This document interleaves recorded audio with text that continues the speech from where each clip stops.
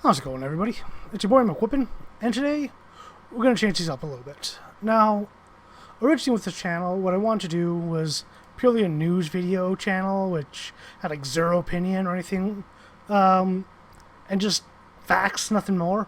But after the first video was recorded and literally got zero traction, I decided I'm going to change these up a little bit and do a little more of like a Tim Pool style video where I just take a couple stories from the web and read them and comment on the stories. So without further ado, here are two topics that I want to talk about today. First off is the end of the CERB program in Canada, as well as the launching of the COVID exposure app.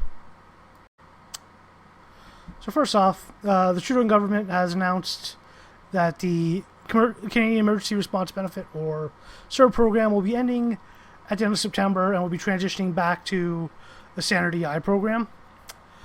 Ottawa will also create a transitional parallel benefit that is similar to EI for people who don't qualify for employment benefits, such as contract or gig workers. Trudeau said it will include access to training, being able to work more hours, and earn more money while also receiving benefits. The last scheduled CERB payment is set to end on September 26th.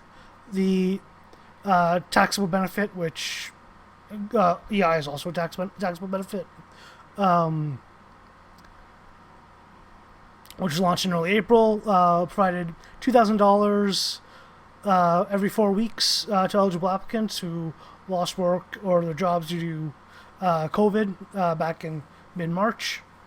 Trudeau said more details about what will come with after CERB will be released in the following weeks. Now, the transition from CERB to EI is a good thing in some ways, as it will force people to start trying to get back into the workforce. But the problem is that the jobs aren't there. Like thousands of businesses are permanently closed, and if you look at this article here on Yahoo News, according to the Canadian Federation of Independent Businesses, Canada can lose anywhere from 55,000 to as much as 218,000 small business positions in Canada. Even if you look at the numbers of businesses that are actually open right now, looking at out of all these small businesses that are fully open, 62% of them are now fully open. 30% of those are fully staffed, and only 26% of those are still making normal sales. So most of these businesses are losing money right now because the money's just not being generated. All these people could start closing down soon. So small businesses are the backbone of any economy, and when they need to buy things, they tend to buy within the economy and deal with retail more than large businesses. What I mean by this is when you're a small business owner, like a handyman, you'd go to the store to purchase tools or nails, stuff like that, where a large construction firm, they would actually go directly to the manufacturer and buy the tools from overseas, thus taking money out of the economy. And also when you look at like a restaurant owner, small business restaurant owner, he'll buy all his food from a grocery store or a small farm, where the large restaurant chains, they'll either own their own farms or they'll outsource parts or all of their stuff from an outside agency, again taking money out of the economy.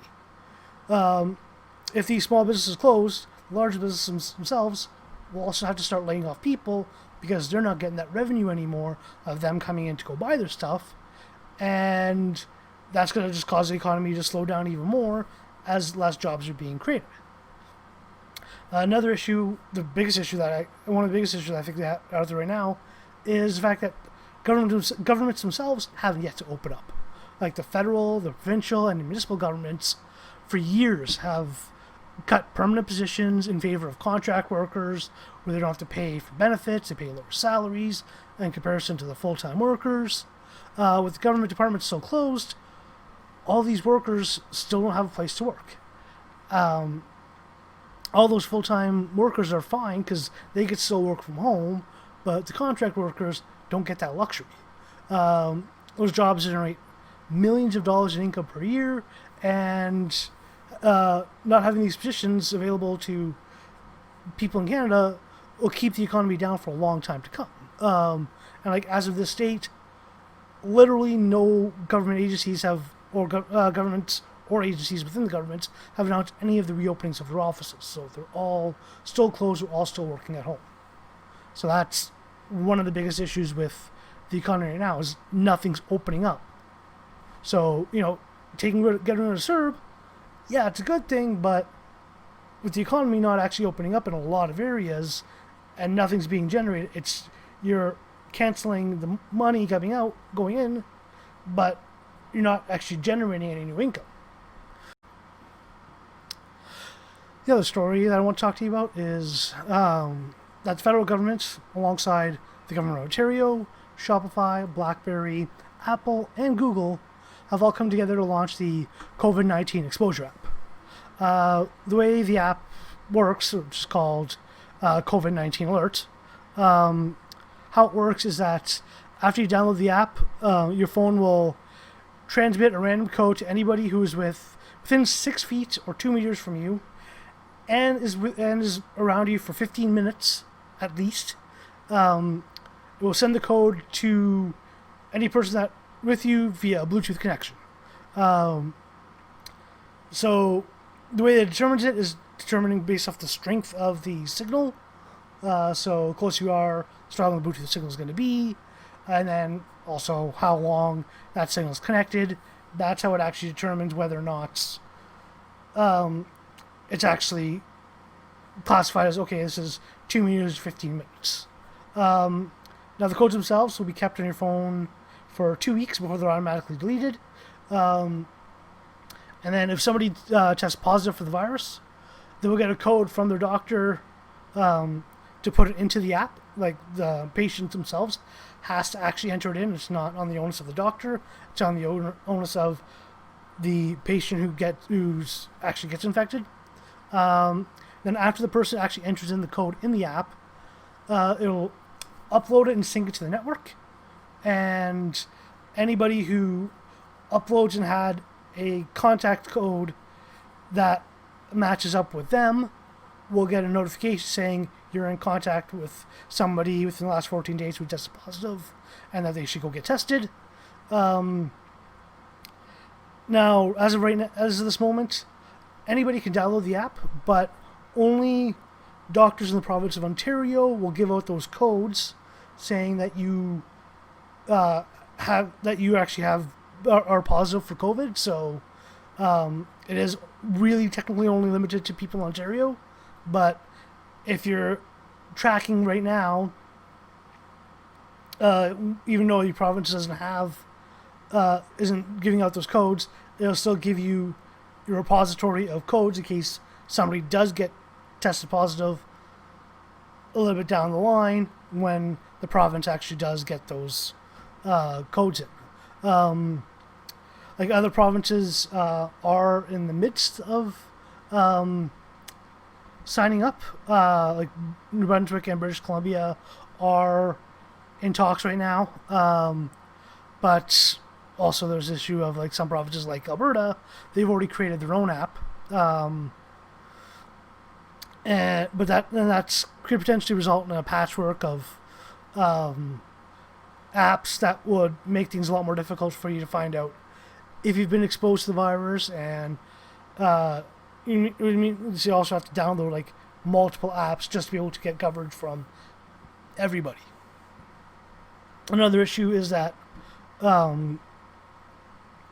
like the distance and the time limitations with the app, like limiting it to 6 feet and 15 minutes means you're only going to catch a small select group of people that get infected. It doesn't catch like all the people who go out to the store and shop that are generally more than 6 feet apart from others. So when you go into the store, you're generally waiting in a line to get in, to go use the hand sanitizer.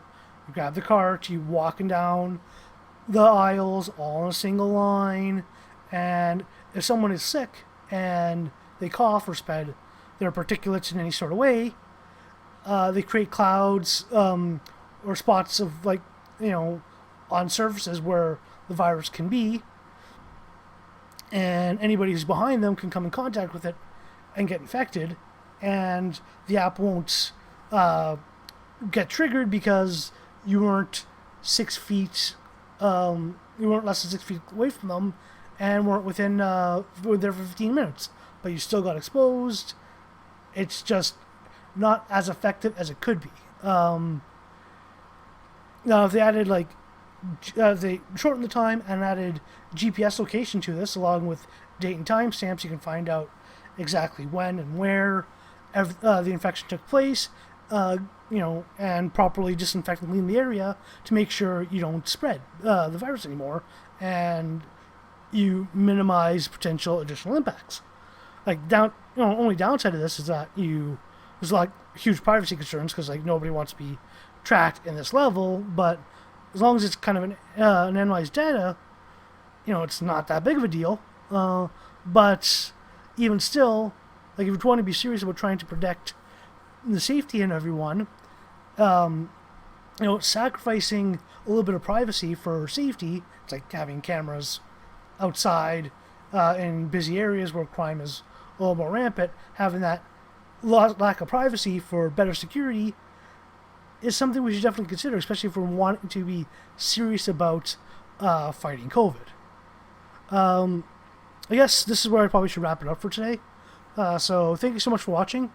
Remember to like, share, subscribe to the channel to keep up to date with all the videos like these. I also do have my gaming channel at McWhoopin Games, which you should definitely check out if you want to, where I just goof around and play all various video games. Also, leave a comment down below and help grow the community, as it would be nice to kind of have a small independent journalist dealing with Canadian issues and news. So, once again, thank you so much for watching, and have yourselves a good night.